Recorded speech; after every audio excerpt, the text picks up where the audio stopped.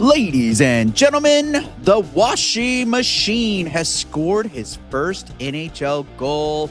That's right, Tim Washe scores against the Kings, and much more to get into on this episode of Locked On Anaheim Ducks. Let's do it.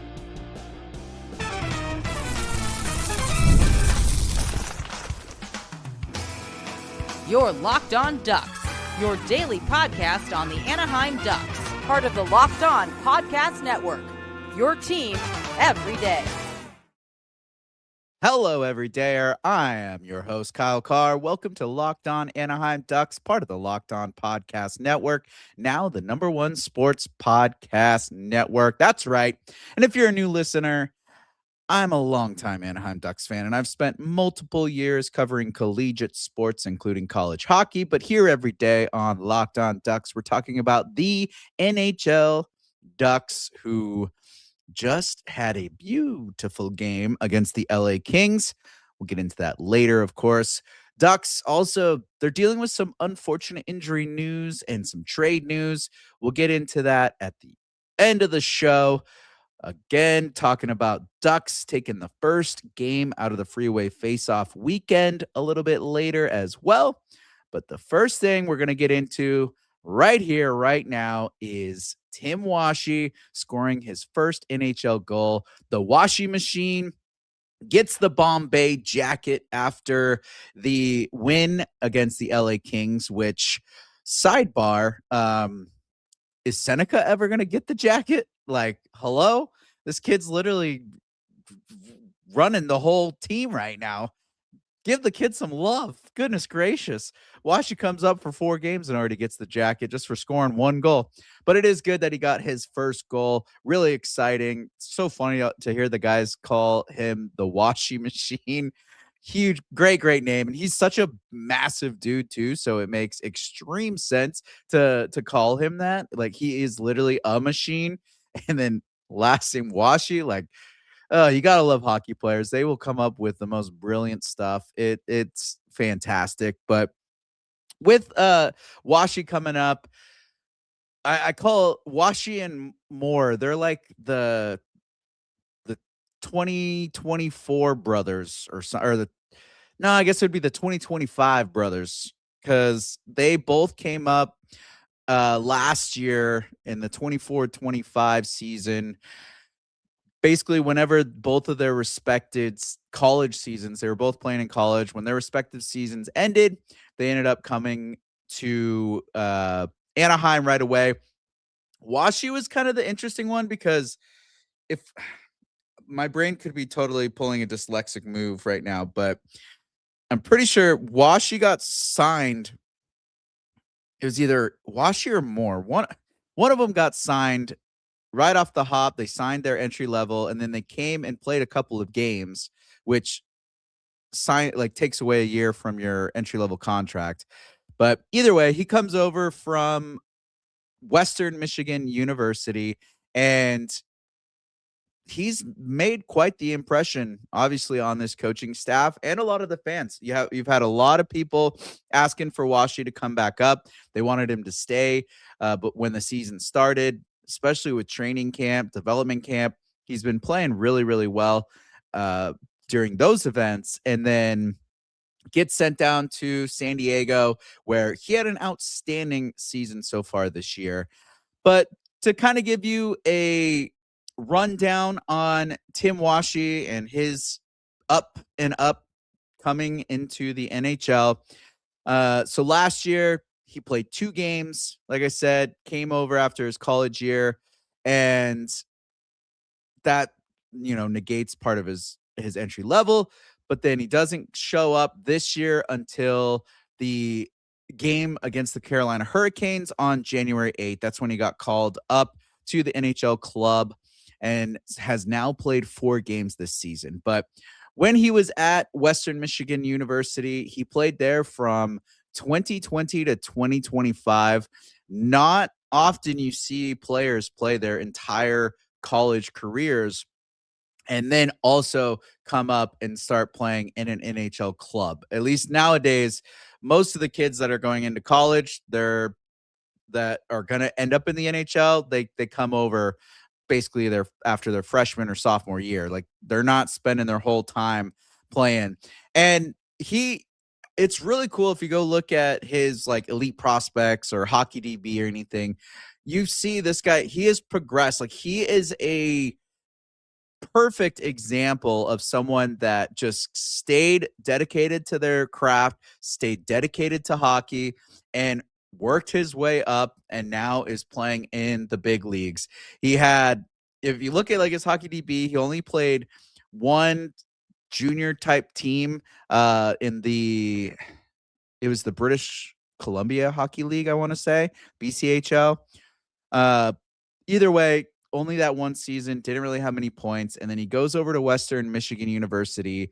And every year he got better and better and better.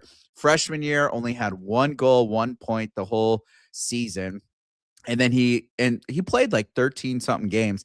Then he comes and he's playing more games. He starts getting more points and more points, and then finishes out his senior year with almost the same amount of points that he had already scored his previous years. He scored in his senior year, like basically he doubled his points in one season. He had 171 games played at Western Michigan University, 28 goals scored, 46 assists, 74 points. Just like I said, he slowly progressed and got better and better and better, and then just made a huge impact for his senior year. And then he comes over to Anaheim, plays those 2 games. This year, everyone wants him to come up, but he doesn't make the opening night roster. He goes down to San Diego, and this year he's been an absolute all-star for the goals. And if I'm not mistaken, he got selected to be an AHL all-star this year, considering when he scored tonight, Friday night, the San Diego Gulls said that's our all-star. So something I should have probably checked up on before I got on here, but it's already late and, we're getting into it. But absolutely great season for him in San Diego. 30 games played, 13 goals, 12 assists, 35 points with a +7 rating. So well over a point per game for him.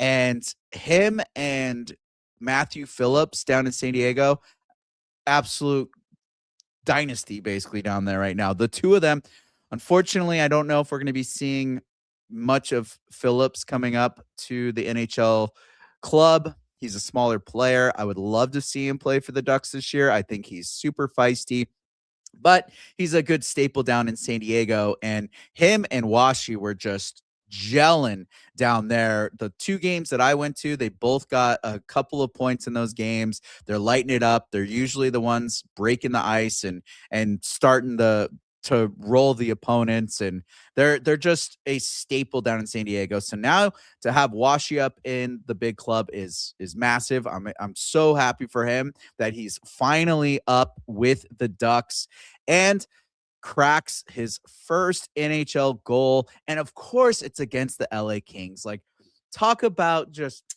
chef's kiss moment.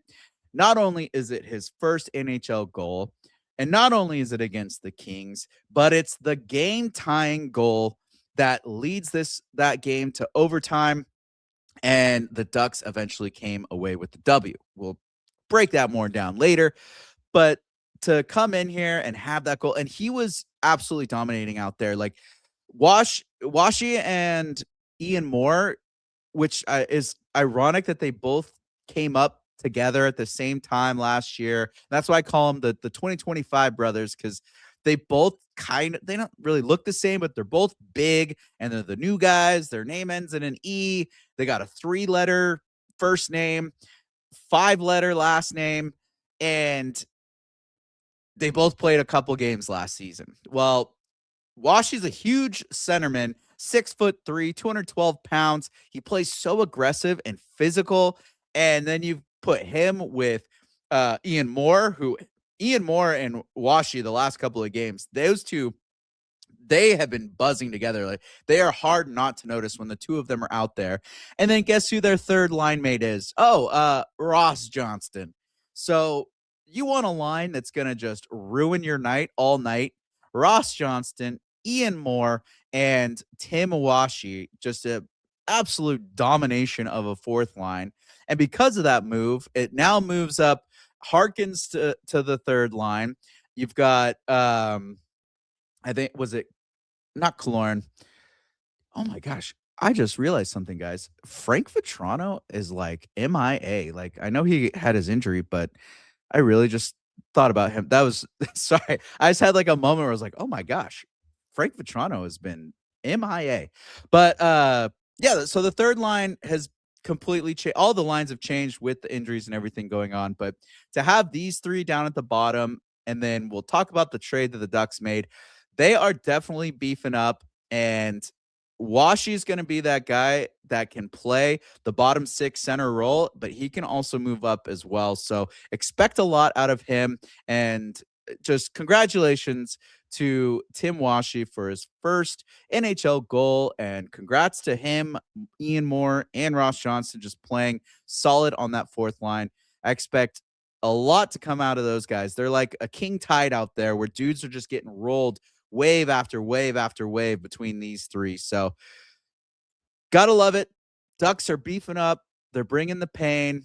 And we saw a lot of that against the Kings. And we'll get into just how spicy that game was right after this.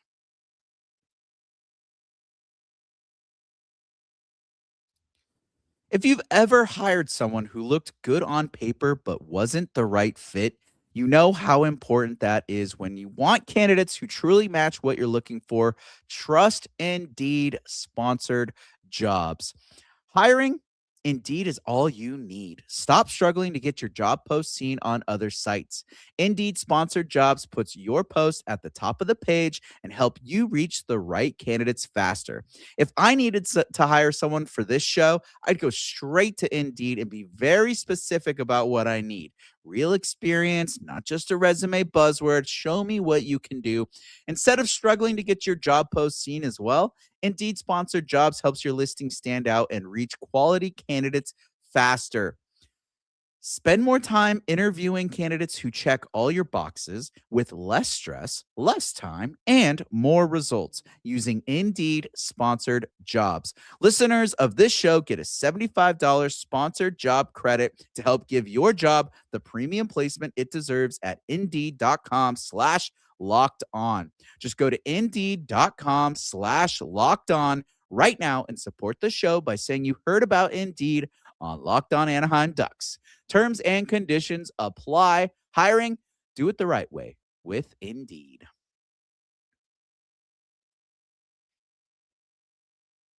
And before we get into the next segment, I want to say thank you for making Locked On Anaheim Ducks your first listen of the day. And of course, thank you for making Locked On the #1 sports podcast network. And if you haven't already, you got to go check out the all new Everydayer Club. You get ad-free listening. You get the Locked On special Discord server where you get to talk to all the crazy Locked On everydayers out there and get in on the know. So go check it out. You need to do this for your own sake. Go to lockedonanaheimducks.supercast.com or tap the link in the show notes to learn more. So now getting into Friday night's game against the LA Kings, the first rendition of this Freeway Faceoff weekend. Basically a mini in-season playoff round right now with these two games back to back. Ducks take the first game. It was chippy. It was a battle, and it was fun. So unfortunately, the Kings started the scoring off right off the hop. Quentin Byfield, he gets this crazy, crazy snipe off of a just miscommunication. Unfortunately, Cutter Gauthier whiffs and they skate it back down. Byfield has it the whole time. Hellison's trying to take the pass. He did the right thing. He's taken the pass away, and just a great, great placement by Byfield. Dostal gets beat high glove again. Something I was talking about at the beginning of the season. I think we saw a lot of those go in against Dostal. There's something about Dostal. So if I'm Lucas Dostal and this is my glove hand, my left hand, when guys come from that left side or the skaters right, he just gets smoked high glove almost every single time. Like, he's got a very quick glove. I love it, but it's almost like he gets too sucked into the one-on-ones on that side or something. And I'm not an NHL goalie, of course, and I'm sure there's some explanation, and an actual, goalie coach could help me learn what I'm missing there. But it seemed like it was a pretty easy read, and he just got beat. So a little unfortunate there. But this first period for the Ducks was very interesting against the Kings. It was one of those periods where, like, they were hot, but then they weren't. Like, they looked like they were in control. They looked pretty solid. And then all of a sudden they just let the Kings have all these opportunities, all these chances. Luckily, the Kings missed on multiple golden opportunities. They had a lot of chances to make the score 2-0, 3-0, 4-0. It could have been a runaway game at one point in the first period. Luckily, Dostal did stand tall after that first goal. He was making some crazy saves. He was a brick wall back there. The defense tightened up. They didn't let the Kings score again. And then you get into the second period. Finally, the Ducks really start turning it on. Every time I would look, it looked like the Ducks were leading the game. I'm busy working, so I'm also like checking that, trying to tune in, and it looked like the Ducks were in it. But it was just one of those weird games where the Ducks had control, and the Kings, the shots on net just kept going up for the Kings, but it didn't seem like there was a lot of danger coming from the Kings. And the Ducks were bringing it all night. They had so many opportunities in front of the net. They were crashing the net. They were making swift plays. The power play was moving the puck well. They just couldn't get past Darcy Kemper. And then finally the Kings score again. They make it 2-0. Another game where it just looks like the Ducks are about to score, and like you think, all right, once these guys score, they're going to take off and take this game over. And they cannot crack the goaltender, and they're doing everything that they can. And then the other team scores off of like just one good play, and it changes the whole dynamic of the game. So another game where you're sitting there frustrated because you're thinking they're about to score. Now it's a 2-0 game. But luckily, the Ducks come back with some attitude, and they turned the mood around real quick. Right as I started to feel down and feel out and like, well, here goes another game. Nope. They score 2 quick ones. First off, you get Ryan Strome with one of the craziest passing plays I think the Ducks have ever done. It starts off with Seneca. He moves the puck over to Strome and then tries to set up for a one-timer, but Strome doesn't have the angle, so he moves. Strome passes it to Lacombe, and Seneca goes straight through, just basically crashing through the middle of the ice, and it was just a quick Lacombe right back to Strome, who one-times it perfectly as Seneca's passing right in front of Kemper, so he completely misses the release, and it goes wide. Boom, in 2-1 game. And then not even a few minutes later, they come back down again, and that's where Tim Washe gets his first goal off of a rebound. It was a nice forecheck. Washe gets down. He activates the forecheck. Johnston comes around behind the net, breaks the puck out, and then moves it up high or to Seneca. And Seneca then passes it to who was the defense? It was Trouba or Lacombe, whoever the defenseman was. They put the shot through. It redirects, and then Washe gets the rebound there. So beautiful, beautiful chances. And then we saw multiple opportunities like that out of the Ducks this whole game. The fact that was the only one that the Ducks scored is absurd to me because, well, I know why, because the officiating in this game was driving me up a wall, and it's been a trend this year. I try to look at things from a 200-foot view and non-bias, and I watch these games, and I see blatant penalties against the Ducks not get called. I see the Ducks get quick whistles against them. They get called for stuff that's pretty lame. And then the same thing's happening. You're not getting the calls back. I felt like penalty wise, this one was pretty even, and the refs were okay on that end. They were kind of letting them play. But when it came to the quick whistles, the penalty on Dostal was weird, but the quick whistles and like shots where basically right as it's hitting Kemper, the whistle's getting blown. There's a few chances where the Ducks could have easily picked up some trash and gotten basically an empty net goal, but the refs blows the whistle down before the puck is like even covered. It was a bunch of nonsense like that. But this game was overall so physical, so aggressive, so chippy. Every single time the whistle was blown, there was a scrum. There was at one point, Darcy Kemper starts attacking the Ducks forward. He's grabbing him with his glove and his blocker. He's trying to wrestle him down. Bodies start stacking up. And then you see Lukas Dostal coming out of his crease all the way to center ice, standing there, doing the John Gibson, basically. You learn from the best, tapping the stick, trying to get the attention. Immediately, the refs freaking out. Like, you see one ref down in this scrum, notices Dostal, and immediately he's like, oh, like yelling at him, get back, freaking out. Radko Gudas comes off the bench, and he's chuckling. He gives Dostal a little tap on the pads, like, go back in your net, whatever. Just a crazy game. And then that results in 4-on-4 play, and just wild night. But this one ends up going to OT thanks to Washe's goal to tie it. Goes to OT. Ducks are really the only ones that had a chance in OT. And then the shootout, Beckett Seneca, and of course, Mason McTavish, the shootout king for Anaheim, ends up winning the game. And Dostal made 2 saves. The one that he gave up was just a weird fluke. He thought he had it with his legs, but it was just sliding next to him.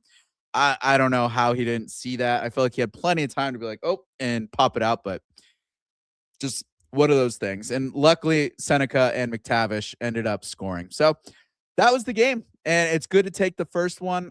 Saturday is going to be absolutely mayhem at the Honda Center. I'm expecting to see a bunch of YouTube videos or TikToks or whatever of people getting in scrums, people arguing in the stands. We know how Kings fans are. We know how Ducks fans can be protective of the pond. We'll see how things go. And I know the players are going to be absolutely chippy after this game. It's going to be either this was the smartest, like most brilliant scheduling ploy ever, having these two play each other back to back, home and away, or it's going to be absolute disaster mayhem and also genius, brilliant scheduling. So looking forward to Saturday's game. It's going to be fun, but unfortunately, there is some news we do have to get to that's not so fun. We'll get into that next.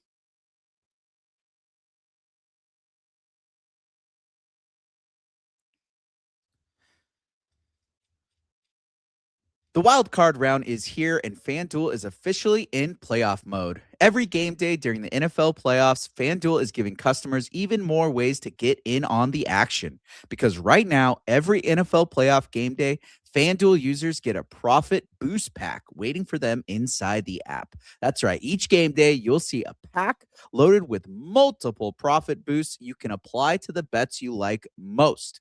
Open your profit boost pack first thing on game day and see what boosts you want to apply.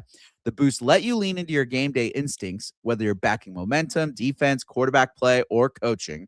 And then the boost gives you more juice on the bets you already like instead of forcing you to bet something new. Every play feels bigger, and the boosts make your bets feel that way too.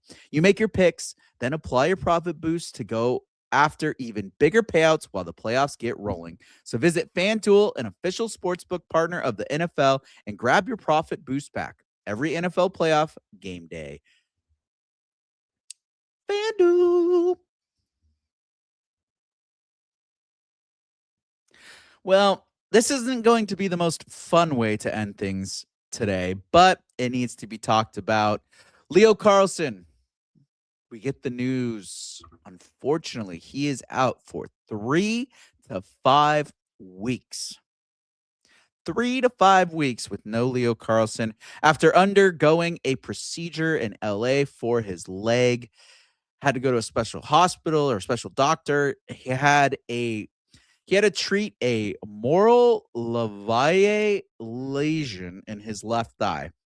I don't know if that's how you say the Lavalle, moral Lavalle, Lavalle with an accent E, lesion in his left thigh.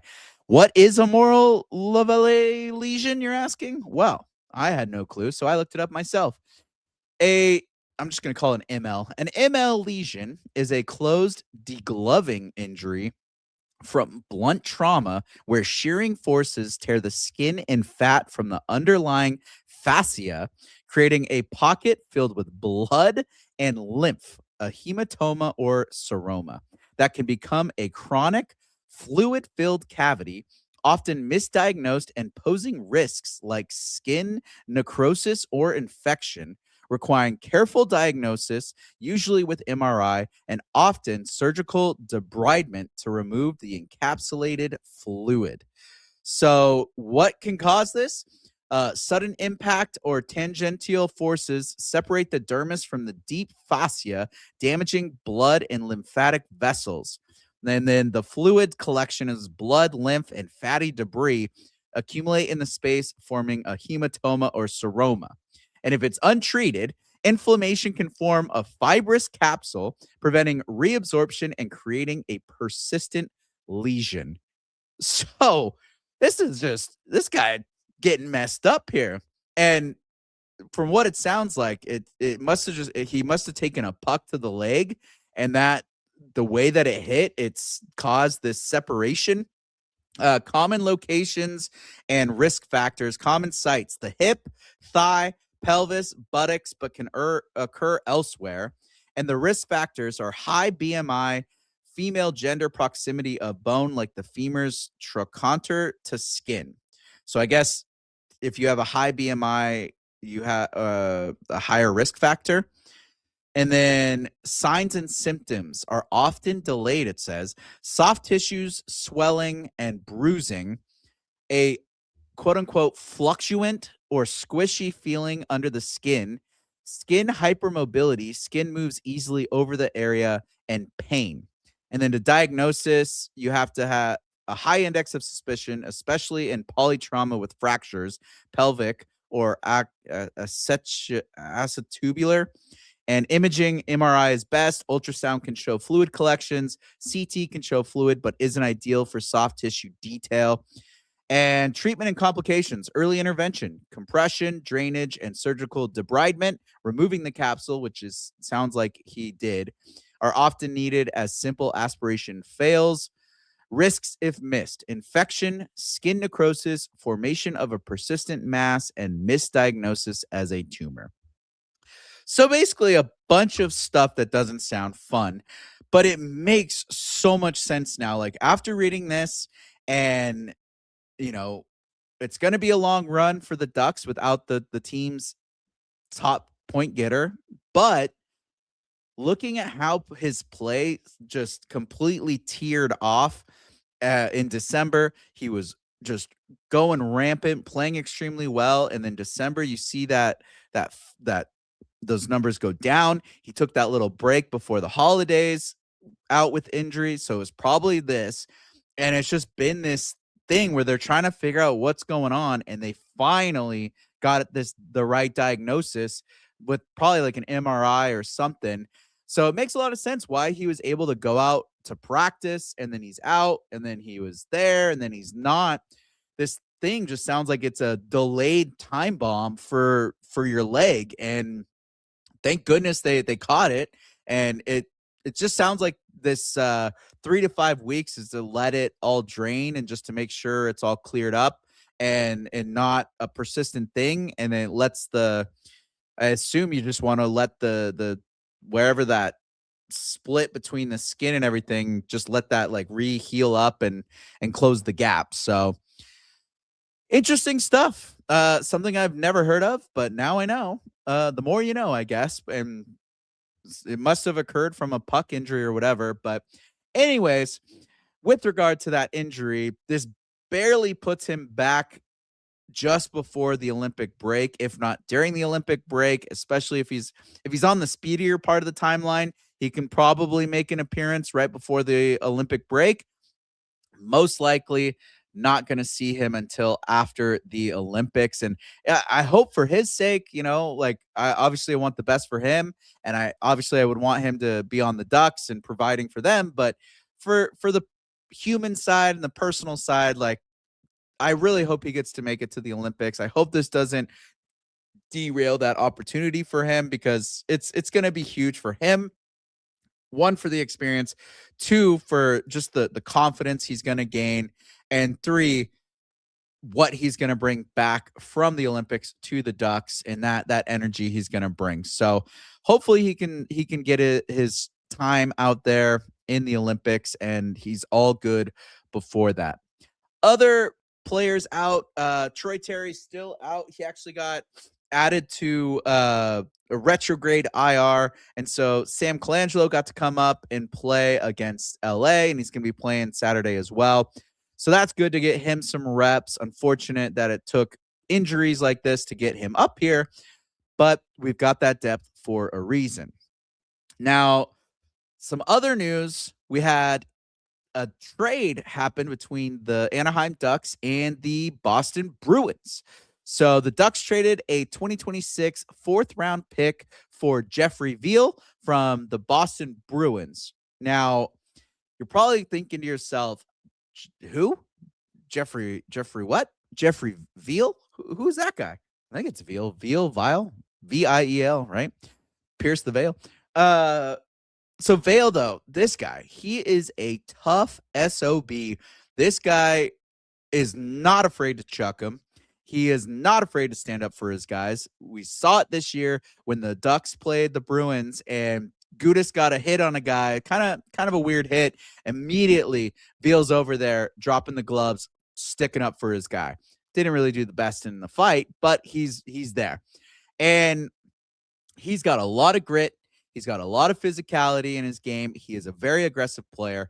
And this tells me that Pat Verbeek saw a lack of grit, a lack of physicality in this team in that losing streak, and he needed someone alongside Ross Johnston, because, I mean, Ross Johnston's been on one this season. He has been playing his best hockey in his entire career. He has his highest point record right now. And, I think Verbeek wants to bring another guy that can come in and be more of the challenger and let Ross just kind of have his way. Ross has his game, but he's never really been the biggest, aggressor. He's not like, I'm going to go chuck some haymakers with a guy because of a bad hit or whatever. Like, he's more like, you challenge me and I'll take you. I think Viel's going to be more of that spark to like really go and just light some dudes up. So it's telling me that that's what Verbeek thinks that this team needs. Now, I saw a lot of people upset on social media when the trade was announced. I saw a lot of negative comments about this trade, and honestly, I just don't get it. I don't understand unless people just want to be upset and they just want to be mad and they have this like negative space that they want to be in. But a fourth round pick for an actual player, like, this is not a bad deal for either team. The Ducks didn't lose a player, and the Bruins move a guy who's been playing mostly for the Providence Bruins this year, and they get to free up some cap space. They get the fourth round pick. Like, a fourth round pick is not anything to write home about. I feel like people are like thinking we're gonna get some crazy saint out of a fourth round pick, but a fourth round pick, that's like buying one 50-50 raffle ticket at the Honda Center and expecting to win. It's so unlikely. But now if you trade that one 50-50 raffle ticket for a guaranteed shopping spree at the team store, well, it might not make you rich. It might not make you, have all this money, but at least you get something you can use right then and there. That is what this trade was. They traded a fourth round pick, which is so in the, like, there's not a lot of fourth round picks that hit, especially in the Ducks history of drafts. And now they have a player that can help boost up the physicality. And it tells me that Verbeek isn't really worried about filling the rafters with prospect pool players anymore. He's not worried about the top 6 players. It looks like he is more worried about bringing some physicality, bringing some bruisers, and bolstering up that bottom 6, which also kind of tells me that be expecting some movement out of the bottom 6 guys. Expect some trades involving some of those bottom 6 guys and possibly bringing in some defensive players, because that's just what I'm seeing. I'm seeing a lot of attention being paid to that bottom 6 with Nestorenko going down and and Washe coming up and Johnston and Harkins and the Viel trade and all this stuff. I think you're going to see some of the bottom 6 guys getting moved to hopefully bring back some defensemen, or we might not see anything really until the trade deadline. I really think that Verbeek is just taking his time. He's not panicking. He sees a team ahead of where he thought it was going to be, and now he's just trying to fill the cracks that he wants for now and get this team prepared for the more rough, rowdy type of play that is the postseason. So that is it. That's the news for you. And my little breakdown on the trade. And I don't know if you guys heard, the Jason Robertson trade rumor mill is back in full swing, full working order again. So of course, all the rumors about Jason Robertson coming to the Ducks are going to be flying. So just be wary of that. But thanks for tuning in today to Locked On Anaheim Ducks. Tune in tomorrow to get the final breakdown of this little LA King series weekend, the Freeway Faceoff weekend, as I'm calling it. And make sure you subscribe and follow to Locked On Anaheim Ducks. You get all the latest episodes. You can find us on social media, on TikTok, X, and Blue Sky, and Instagram, all that jazz. And if you never miss an episode, the Everydayer Club is built for you. Get Locked On Ducks ad-free, plus members-only Discord access and more. Head to LockedOnAnaheimDucks.supercast.com to join the club. And for those of you on video, we send you to the first ever 24/7 National Locked On Podcast Network YouTube channel. And on audio, make sure you make your second listen NHL Game Night on Locked On NHL. And as always, I am Kyle Carr. Be good out there.